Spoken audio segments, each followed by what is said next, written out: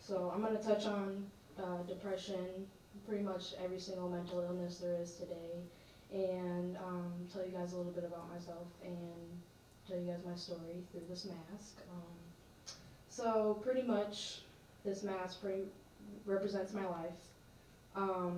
There's not necessarily four pieces in my life. It just represents how over the time I've been broken down, but every single time I get back up and piece myself together.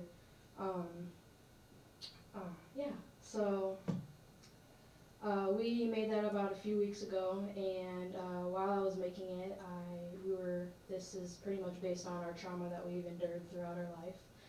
Um, I actually wasn't going to talk about this today, but Barbie actually gave me the inspiration to talk about it.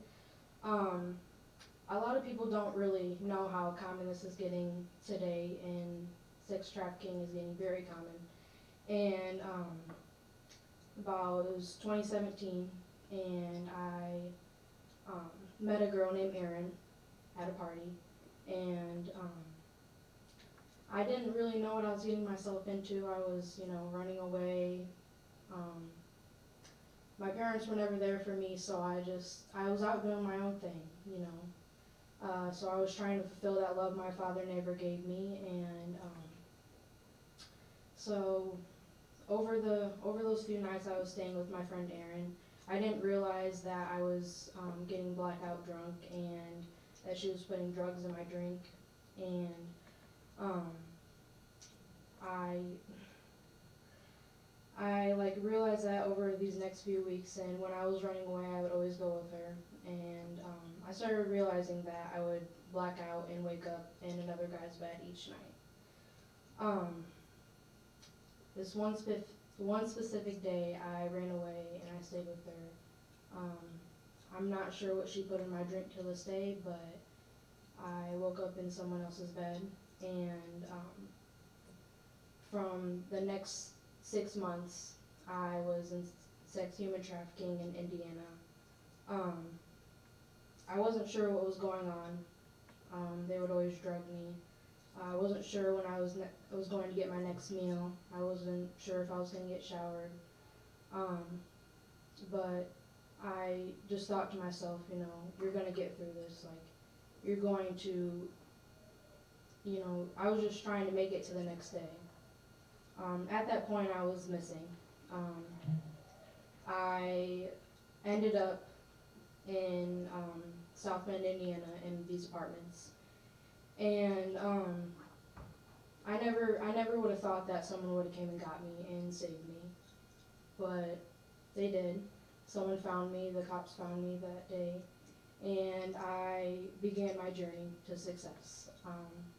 I went to Calhoun County detention facility and started their 3-month-long program. Um, Throughout that time, my parents weren't really involved. They were doing their own thing. They were using substances. They were just doing their own thing, not worried about how their daughter was going through that. Throughout that time, I had a no contact order because of the things that they were doing. Um, I thought that I was gonna go home, but it didn't really work out that way.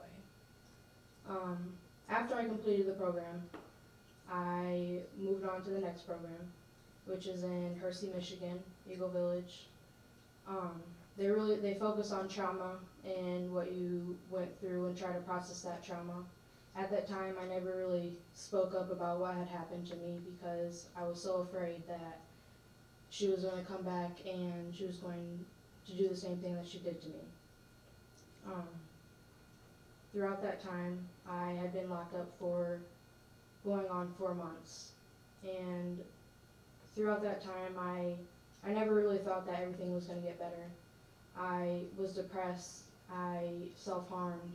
I attempted suicide in 2016, overdose. Was in the ICU and was in a coma.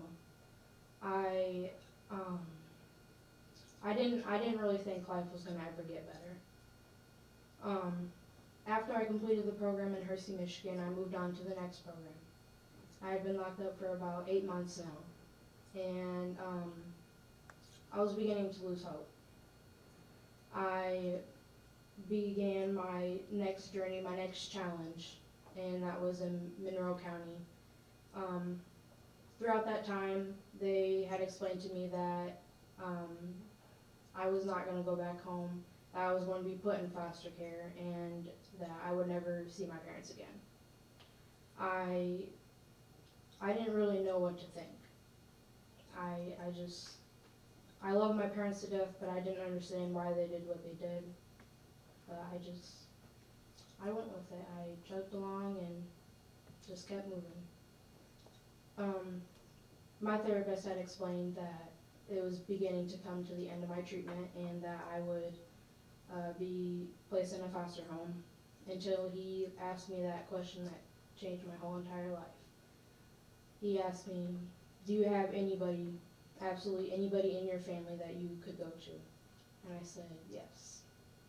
Um, my 25-year-old brother today, Seth, he took me in and he he just I don't know how to explain it. Like he took me under his wing and he gave me the life that I deserved. And um, I was released to him after my year and a half long stay and moving from detention facilities, trying to process everything that I had went through. Um, when I had got out, we were living in South Bend, Indiana, where I was in human trafficking. I was always anxious. I didn't know when or if Aaron could ever find me again. I I didn't I was very scared. I was always trying to be aware of my surroundings. Um, Fast forwarding a little bit, 2018, I regained contact with my parents. Um, they were still doing what they were doing, but I had learned that they were now doing meth, and they had wanted me to join them. Um, I didn't really understand why they would ask their daughter to join them and do meth with them, but I think that's something that I will never understand. Um, then I just, I didn't really, I don't know how to explain. Um, um, so my brother and his fiance Victoria, they kept supporting me. I was going to treatment, and I didn't really realize that um, I had those two there for me, and I wasn't really accepting of their love because I really needed someone there, and I never did have someone, and my brother took me under his wing. I'm going to fast forward again. I kind of relapsed, and I started drinking again. I started running away. Um, I was bullied on social media. I didn't really care about the world anymore. I never, I really didn't care. I just wanted to do my own thing because I felt that nobody cared about me. I felt that nothing was ever going to get better. I was still in that same mindset throughout 3 different programs. Um, I ran away again in July, came back to my brother's house, then ran away again. He had explained to me that he couldn't do it anymore, and he was going to place me in foster care. At that time, I broke everything inside of me. All that love that he had given me and all that, the family that I had built I knew it was going to be gone. Um, I, then I ran away again, and then I turned myself in on August 19th, and that is where I got into the Lighthouse program. My probation officer contacted them, and I have begun my journey to success, and I'm so ready to change. I want to do better. I'm almost graduated. I'm 16, and I have 31 credits, and I've absolutely changed my life around, and I'm so ready to change, and I just want you guys to know that there's a lot of things that um, teens go through these days, and they keep it inside because they're afraid that people are going to judge them, that people are not going to accept them for who they are. And I just want you guys to understand that we need you guys, and yeah, yeah.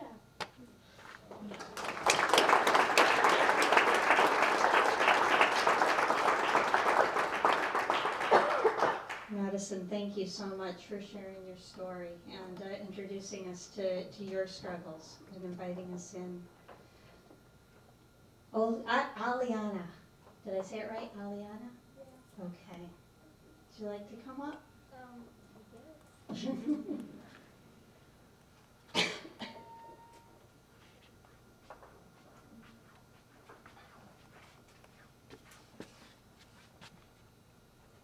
Um, my name's Aliana.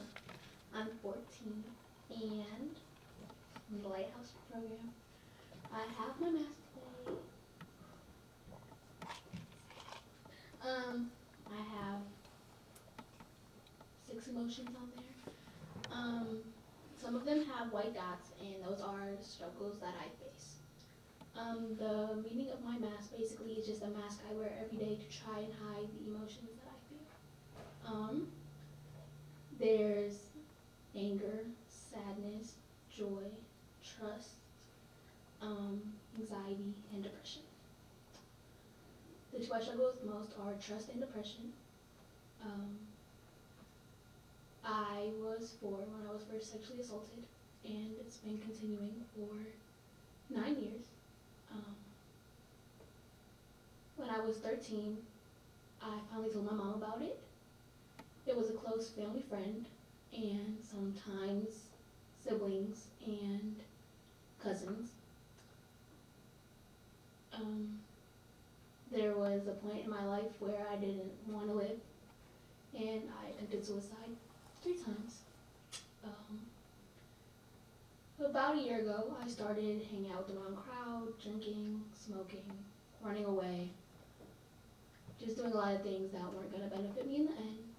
And then I finally ran away, and my mom didn't see me for about a year, and she didn't know what was happening, why everything was happening. And there was a day when I finally went home, and we talked.